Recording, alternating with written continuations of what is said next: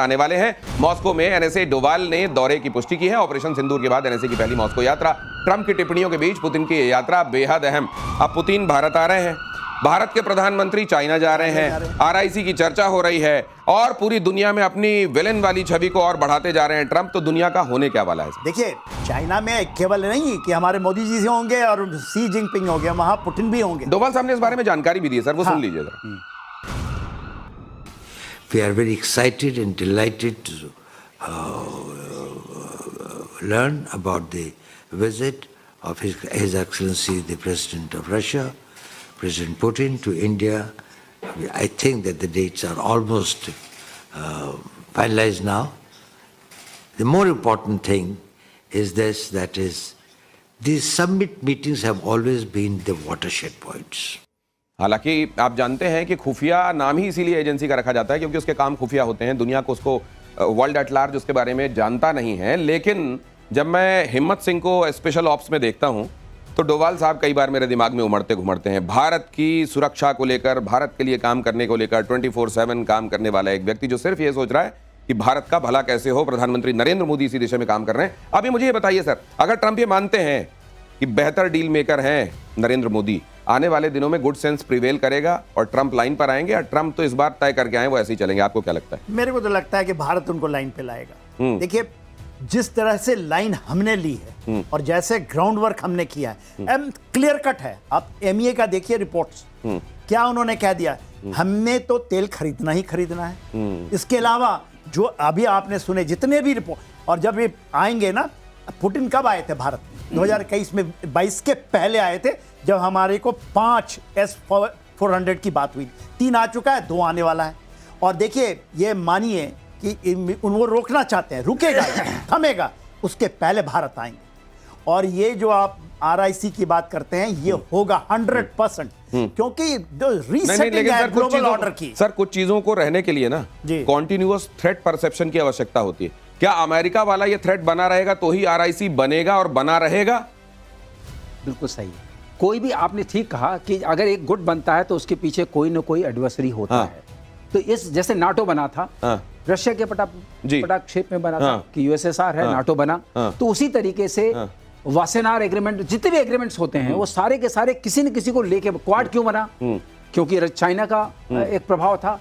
लेकिन ये सारे तो सर, ये ब्लेसिंग इन डिस्गाइज तो नहीं होती जा रही है कि यहाँ पे इस पूरे हिस्से में धरती के एकता और मजबूती आने की दिशा में अमेरिका अपने आप अपनी हरकतों से एकजुट तो नहीं कर रहा है? जो हम लोग कहते थे कि अब साउथ एशियन कंट्रीज का टाइम आ रहा है, चाइना और इंडिया का टाइम आ रहा है। अगर ये दोनों elephant and dragon can dance together, जो बात उठती है, कई बार सामने आती है, then nobody in the world can really challenge you. क्योंकि आपके पास जनता भी है, सामान भी है, काम करने वाले लोग भी हैं, आप प्रमुखता से और प्रखरता से आगे बढ़ सकते हैं। सर, ये दूध न फटता अगर यहाँ पे वो जो नींबू की बूंदें जो पाकिस्तान की तरफ से डल रही है ना, वो ना होती। लेकिन वो तो है कंटिन्यूअसली, लेकिन पाकिस्तान अपने चेहरे को अब और दिखा रहा है। ट्रंप के जो गोदी में जाके बैठ रहे हैं, तो चाइना के मन में क्या भाव नहीं आएगा क्या? चाइना सोचेगा नहीं कि मैं इसको सारे अपने अस्त्र शस्त्र दूंगा, तो ये क्या उसकी टेक्नोलॉजी, मेरा जो सीपेक बन रहा है उसको अमेरिका के साथ शेयर नहीं करेगा? जिस रेयर अर्थ मिनरल्स के लिए वो वहां गया, अमेरिका भी कूद पड़ेगा। तो America, he has a potential to create a new warfare. ये अभी उपेंद्र ने बड़ी अच्छी बात कही पीसीआर से कि तुम मुझे ना चाहो कोई बात नहीं, किसी और को चाहोगे तो बड़ी मुश्किल होगी। और चाइना के संदर्भ में तो अमेरिका यही सोचता है जब पाकिस्तान उधर जाकर मिलकर आता। हालांकि वांगी से उधर डांटी पड़ती है मुनीर को, लेकिन फिर भी। और अगली खबर यह है कि भारत के एडवांस मीडियम कॉम्बैट एयरक्राफ्ट और बड़ी रिपोर्ट है, टर्की के टाइकान पर पड़ा ये भारी। दक्षिण कोरिया के काय KF-21 बोरेमे को भी इसने चटाई धूल। ये तो उपलब्धि है सर, बहुत बड़ी उपलब्धि है। अब आप देखिए, जो आपने कहा, जो हमारे पैरामीटर्स हैं जिसको हम नियरली अचीव कर चुके हैं। अगर आप इंजन छोड़ दीजिए तो अभी मोर और लेस हर चीज की डिजाइन परफेक्ट है और अवेलेबल है। Avionics, sensors, fusion, AI, everything has happened. तो अगर आप उसको आगे बढ़ाएंगे, और एमका की टाइमलाइंस अब बहुत क्रश हो गई हैं, और लीडरशिप जो है, पॉलिटिकल लीडरशिप, इसको बहुत ओवरसाइट, उनका बड़ा कंटिन्यूअस एंड फोकस्ड है। तो आप देखिएगा एमका अब निकल के आएगा। और जब एमका निकल के आएगा, तो मैं सिर्फ एमका से खुश नहीं हो रहा हूं दिनेश, एक चीज और मुझे खुश करती है। एमका से जो टेक्नोलॉजीज हमारे अपने जो इंडस्ट्रियल कॉम्प्लेक्स है उसमें जो फैलेंगी, उसके बाद आप जो हम जिस एज की बात कर रहे हैं कि एआई एज के इसमें हम सक्षम हैं, और जो हम अनमैन्ड सिस्टम्स की बात कर रहे हैं वो सारे बहुत तेजी से आगे बढ़ेंगे। तो सर ये एक बात ये बताइए कि मान लीजिए एमका ये इंजन को लेकर जो हमारी निर्भरता है जी। आपने कहा कि पूरी गाड़ी आपकी है जी। लेकिन चाबी तो कोई और दे रहा है। ये वाली जो बात है इंजन की वाली जो निर्भरता है सर, ये कितनी बड़ी निर्भरता है? देखिए ये है तो बहुत बड़ी, क्योंकि हम अमेरिका पर डिपेंड कर रहे थे। हम वो कह रहे थे ना कि इनसे हम जेट इंजन, और उसकी 4 साल पहले हमारी उनसे डील हो चुकी थी कि हमें मिलेगी, जहां हम तेजस में डाल पाए ना एमका के लिए। बात क्या है, जो आपने बार बार कोरिया की बात करें, कोरिया ने जो लिया है इंजन वो बाहर का है, तो उनका तो मिक्स है।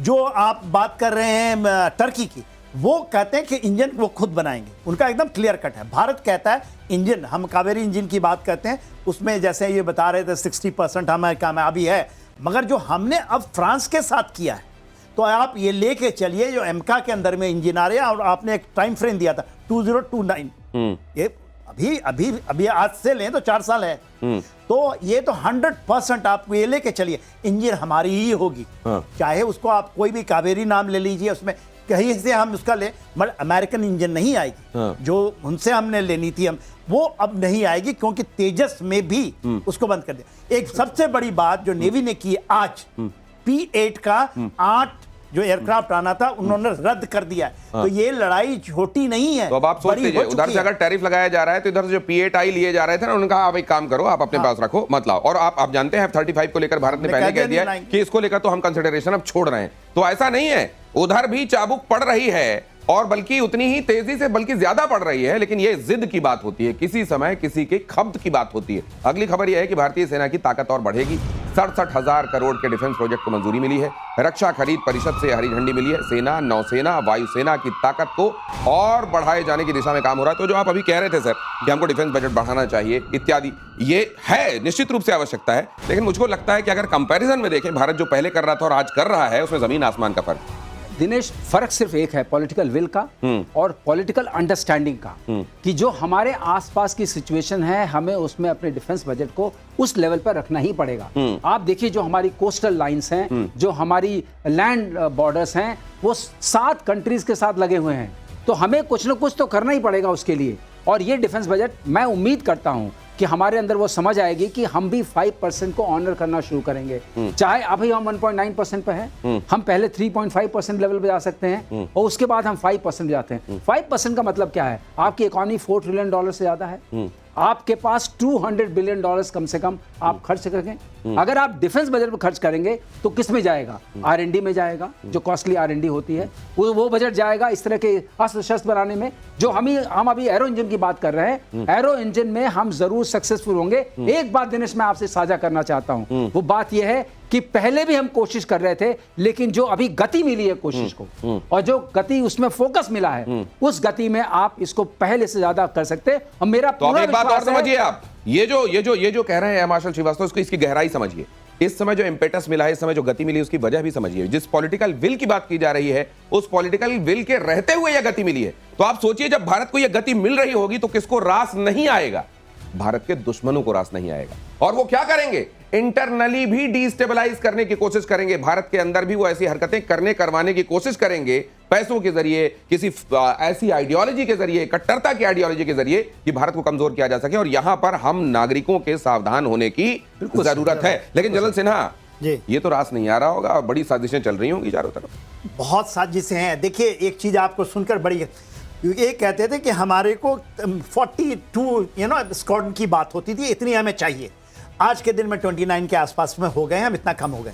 मगर सामरिक जो हमारी भारत की सामरिक क्षेत्र के अंदर में जो बातचीत होती है, भारत ने कहा 42 नहीं, हम 84 बनाएंगे, डबल।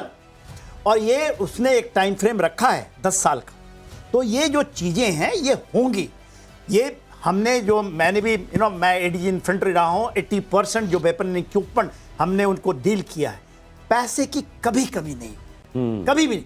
जो हम कहते हैं ना कि बहुत सही कह रहे हैं, 1.9 के आसपास हमारा डिफेंस आज के दिन में हम कहते हैं हम आप तो पहले भी पैसा इफरात था, कभी कमी नहीं हुई है। हाँ। ये आप ये लेके चलिए। हाँ, इसको आर्टिफिशियली, जो आप इंटेलिजेंस की बात करते हैं, इसको किया जा रहा है। 2012 में एक है कि हम डेवलप नहीं करेंगे अपने नॉर्दर्न बॉर्डर के, पैसे नहीं है। हम बुलेट प्रूफ, मैं उसको डील कर रहा था कि हम आपको बुलेट प्रूफ जैकेट नहीं देंगे, पैसे नहीं है, और उसके इसमें लिखा गया है हम नहीं खरीद सकते रफाल क्योंकि हमारे पास पैसा नहीं। ये पहले की स्थिति बता रहे हैं आप? 2012 की बता रहा हूं। 12 की बता रहे हैं, उसके बाद चेंज हुआ है सिनेरियो, और फॉर पॉजिटिव चेंज हुआ। आज जो चीज मांगता है आप हाथ रखिए, आपको मिलता है। आप कोई और इसी नोट पर अगली खबर यह है कि इंडियन आर्मी की ताकत को और बढ़ाने के लिए देखिए क्या किया जा रहा है। एक्सटेंडेड रेंज पिनाका के परीक्षण को किया जा रहा है, ये पूरा हो गया।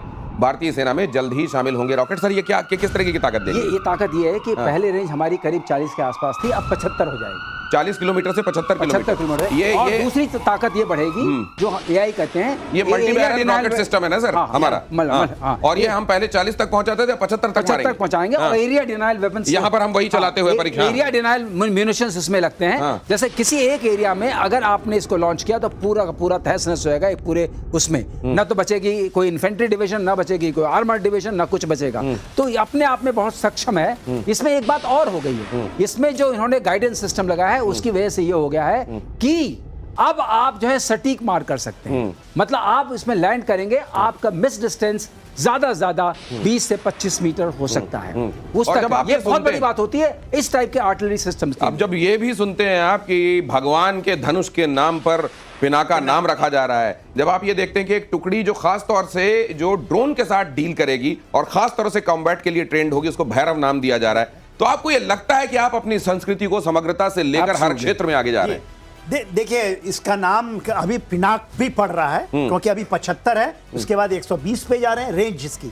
और प्रिसीजन पहले गाइडेड नहीं होती। जब हम ये ग्रैड थी जो बात कर रहे थे जिसकी रेंज 39 थी, उसमें गाइडेड नहीं था। आप पिन पॉइंट एरिया वेपन थी, 2x2 को आप डिस्ट्रॉय कर सकते थे। मगर जो अब है आप पिन पॉइंट, और उसकी मार करने की क्षमता 3 मीटर की होगी, सेम ब्रह्मोस की है क्योंकि इसकी जो गाइडेंस सिस्टम है जो ब्रह्मोस में लग रही है सेम है। हर एक जो कि ये देखिए 12 लॉन्चरों का एक ही होता है, ये मल्टी बैरल रॉकेट है ना, रॉकेट लगे हुए 12 हैं। आप 12 को 12 दिशा में भेज सकते हैं। हर एक आप ऐसा नहीं है कि पूरा का पूरा ही एक फायर करेंगे। इसकी ये भी खासियत लागी। तो ये जो एरिया वेपन है जो पल्वराइज करता है 2x2 किलोमीटर को, तो वहां पर कुछ भी नहीं एरिया डिनाइल जिसको आप कहते हैं, कुल मिला के इस जगह से दूर रहो, यहाँ पे जो भी आएगा वो नष्ट कर दिया जाएगा। वेपन का नाम है एरिया डिनाइल म्यूनिशन, एडीएम 1। तो वो भी इसमें लग रहा है। तो इसका मतलब आपने अपने उसको ठीक किया जहां से लॉन्च करते हैं, और उसके बाद आपने जो उसके अंदर म्यूनिशन डाला उसमें भी ताकत बढ़ाई। रेंज देखिए ना, रेंज भी बढ़ाई, म्यूनिशन की ताकत भी बढ़ाई। में यदि हम मारते हैं पूरा का एक नहीं रनवे, पूरा का पूरा सरगोदा खत्म हो जाएगा। सरगोधा अभी तक तो वहां पर रहीम यार खान कराह रहा है, नूर खान अभी तक बना नहीं। आप सरगोधा को लेकर ये जो कह रहे हैं वहां सुना जा रहा है। और देखिए अगली खबर, भारत की ताकत से कांपा पाकिस्तान, चीन के सामने मुनीर गिड़गिड़ाया। पाकिस्तान को चीन J-35 जेट देगा, 5वीं पीढ़ी का जेट है J-35। अब एक और ये जिसको आप लोग कहते हैं आपकी भाषा में चूरन, ये चाइना की तरफ से चूरन की पुड़िया पकड़ा दी गई। ये लाहौरी चूरन नहीं है, ये बीजिंग वाला चूरन, बीजिंग वाला। जब बीच में अपने आप को, अपने एयरक्राफ्ट करियर को 2 से ज्यादा नहीं दे सके, लेकिन इनको दे देंगे पूरा का पूरा। अब आप समझ लिए जितने पैम्फलेट जाएंगे इनके पास सब अच्छे, और आप ब्रोशूर पढ़ेंगे तो हम भी यहाँ धमक जाएंगे। तो ब्रोशूर पढ़ने के लिए ठीक है, लेकिन J-35 क्या पाकिस्तान अफोर्ड कर सकता है, जो कि पल रहा है IMF के कटोरे पर और वर्ल्ड बैंक के कटोरे पर, और जिसको भाग के बार वहां यूएस में जाना पड़ता है कि माई बाप। लेकिन आपने वो देखा नहीं, मेरे को तो एक चीज और लग रही है सर, वो स्टूडेंट्स जो सत्र की शुरुआत से पढ़ाई करते हैं, 1-2 बुक्स रेफर करते हैं, पूरे साल मेहनत करते हैं, उसके बाद एग्जाम देते हैं, और वो जिनको खिड़की से कोई फर्रा पकड़ा के आता है, ले भाई देखो हो सके तो पास हो जाना, इनके मार्क्स में वही अंतर होते हैं जो भारत और पाकिस्तान के मार्क्स में आपको दिखाई देते हैं। मिलने दीजिए इनको J-35 अगर मिलेगा तो। बहुत धन्यवाद सर पधारने के लिए, प्रतिशोध में आप आए, बहुत बहुत शुक्रिया। हम लोग तो अभी मोमेंटम में आए थे।